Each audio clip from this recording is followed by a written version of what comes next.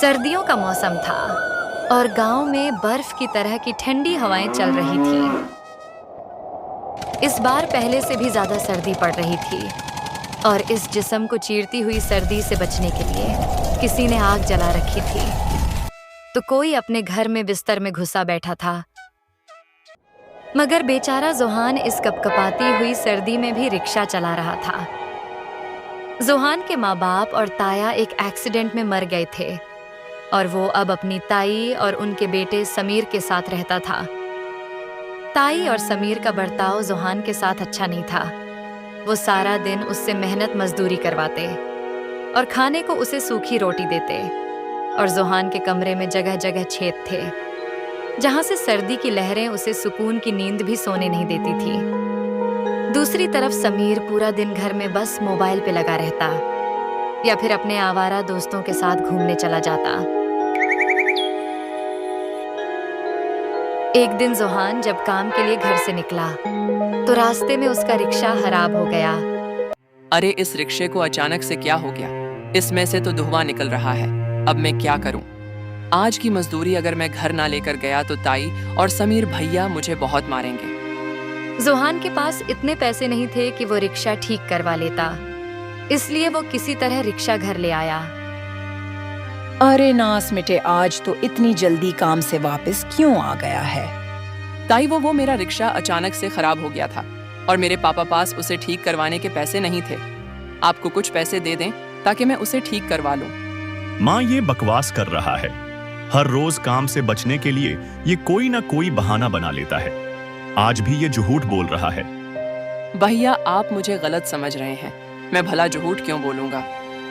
समीर बिल्कुल ठीक कह रहा है। तुम्हें मुफ्त की रोटियां तोड़ने की आदत पड़ गई है। तुम्हारे माँ बाप तो मर गए, मगर तुम जैसे अजाब को हमारे लिए छोड़ गए। बस अब मजीद में तुम जैसे नाकारा को अपने घर में नहीं रख सकती।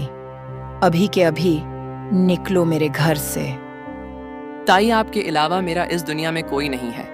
आप मुझे इस घर से निकालेंगी तो मैं कहाँ जाऊंगा? खुदा के लिए मेरे साथ ऐसा ना करें। ये ड्रामेबाजी बंद कर और हमेशा के लिए हमारे घर से दफा हो जा, वरना बहुत पीटूंगा मैं तुझे। एक और बात, इस घर से एक भी चीज तू लेकर नहीं जाएगा, क्योंकि इस घर में सब कुछ हमारा है। जालिम ताई और समीर ने इतनी शदीद सर्दी में जोहान को घर से निकाल दिया। जोहान अब बिल्कुल अकेला हो गया था। वो रोते रोते गांव से काफी दूर निकल गया। गांव से बाहर एक पुराना कुआं था। गांव वाले इस कुएं से दूर ही रहते थे, क्योंकि इस कुएं से अजीब अजीब सी आवाजें आती थी और सबका ख्याल था कि यहाँ किसी चुड़ैल का साया है। जोहान चलते चलते इस कुएं के पास आ गया। उसे इस कुएं की हकीकत मालूम नहीं थी। वो रोते रोते थक हार कर इस कुएं के साथ टेक लगाकर बैठ गया। अचानक से कुएं के अंदर से आवाज आई, सुनो लड़के, मैं सालों से यहाँ कैद हूँ, क्या तुम मेरी मदद करोगे? आवाज सुनकर जोहान चौंक गया, क्योंकि उसे आसपास कोई भी नजर नहीं आ रहा था। कौन बोल रहा है? मेरा नाम सोनम है और मैं एक परी हूँ। मुझे सालों पहले एक जादूगर ने इस कुएं में कैद कर दिया था। मैंने बहुत से लोगों से मदद मांगी, मगर सब मुझे कोई जिन भूत समझकर भाग जाते थे। क्या तुम मेरी मदद करोगे? मैं आपकी कैसे मदद कर सकता हूँ? जंगल में एक जादुई पेड़ है और उस पेड़ की निशानी ये है कि उस पर एक सुर्ख रोशनी चमक रही होगी। तुम जंगल जाकर उस पेड़ का एक पत्ता लाकर इस कुएं में डाल दो। इस तरह मैं आजाद हो जाऊंगी। अगर इस तरह आप आजाद हो सकती हैं, तो मैं जरूर आपकी मदद करूंगा। मैं अभी जंगल जाकर उस पेड़ को तलाश करके उसका पत्ता लेकर आता हूँ। अगर तुमने ऐसा कर दिया तो मैं सारी जिंदगी तुम्हारी शुक्रगुजार रहूंगी। जोहान जंगल की तरफ चल पड़ता है और उस जादुई पेड़ को तलाश करना शुरू कर देता है। काफी देर तलाश करने के बाद उसकी नजर एक पेड़ पर पड़ती है जिस पर सुर्ख रोशनी चमक रही थी। वो फौरन जान जाता है कि ये वही जादुई पेड़ है।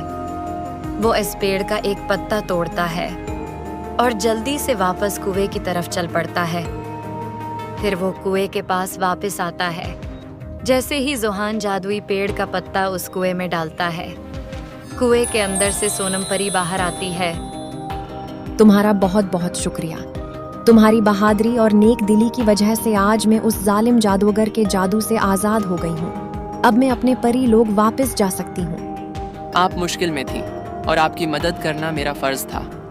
मदद तो मैंने सब गांव वालों से मांगी, मगर किसी ने मेरी मदद नहीं की। एक तुम ही हो जिसने बिना डरे मेरी मदद की। मैं तुम्हारा ये एहसान कभी नहीं भूलूंगी और तुम्हारे इस एहसान के बदले मैं तुम्हें कुछ देना चाहती हूँ।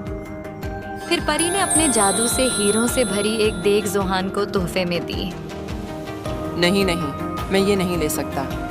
तुमने मुझ पे जो एहसान किया है उसके बदले में तो ये कुछ भी नहीं, इसलिए प्लीज अब मना मत करना। जोहान ने परी का शुक्रिया अदा किया और फिर परी वहां से गायब हो गई।